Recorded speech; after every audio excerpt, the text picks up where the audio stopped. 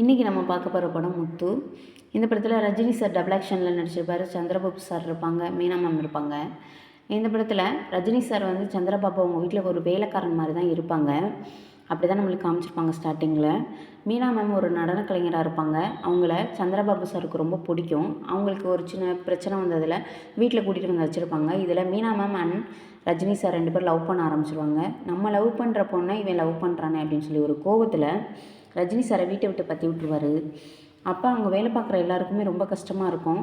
இந்த விஷயம் சந்திரபாபு அவங்களுடைய அம்மாவுக்கு தெரிய வர அவங்கள பார்க்கணும்னு சொல்லி அங்கே போயிட்டு அப்போ தான் உண்மையெல்லாம் சொல்ல ஆரம்பிப்பாங்க.